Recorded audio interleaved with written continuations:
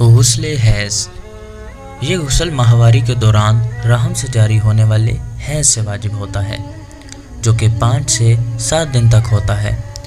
ان ایام میں ان اعمال کا انجام دینا حرام ہے جن کے لیے طہارت شرط ہے، اور ان ایام میں طلاق بھی باطل ہے، اور غسل حیض کرنے کے بعد وضو کرنا ضروری ہے۔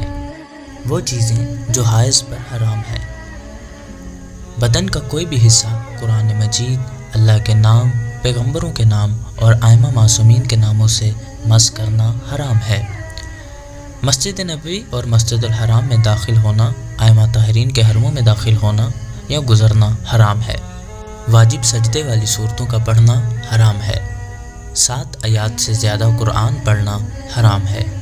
غسل نفاس، ماں کے پیٹ سے بچے کا پہلا جز باہر آنے کے بعد عورت جو خون 10 دن تک دیکھتی ہے وہ خون نفاس ہوتا ہے۔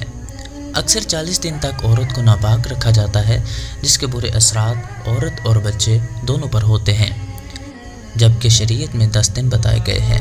اور جس طرح حائض عورت کی طلاق نہیں ہوتی، اسی طرح نفاس والی عورت کی طلاق بھی نہیں ہوتی۔ اور جو چیزیں مجنب اور حیض والی خواتین کے لیے حرام ہیں، وہی چیزیں نفاس والی خواتین کے لیے بھی حرام ہیں۔ غسل استحاضہ، حیض اور نفاس کے علاوہ جو خون آئے وہ استحاضہ ہوتا ہے۔ بچے کا پہلا جز ماں کے پیٹ سے باہر آنے سے لے کر 10 دن تک آنے والا خون نفاس ہے، اور اس کے بعد آنے والا نفاس نہیں ہے، یا تو حیض ہے یا استحاضہ ہے۔ اس کی 3 اقسام ہیں: قلیلہ، متوسطہ اور کثیرہ۔ استحاضہ میں نماز اور روزہ بھی ہے، مگر کچھ شرائط کے ساتھ، اور یہاں پر کچھ ایسے مسائل ہیں جنہیں کھل کر بیان نہیں کیا جا سکتا، اس کے لیے فقہی کتب کی طرف رجوع کریں۔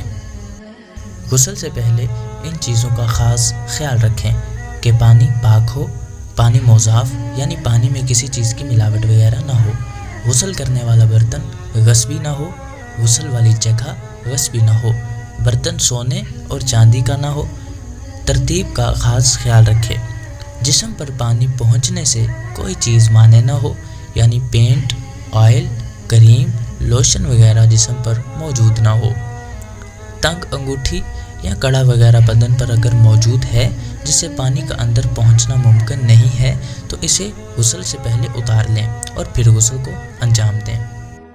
طریقہ غسل، جب جسم پر نجاست اور کسی قسم کی چکناہٹ وغیرہ نہ رہے تو اس کے بعد جو بھی غسل واجب ہے اس کی نیت کی جائے۔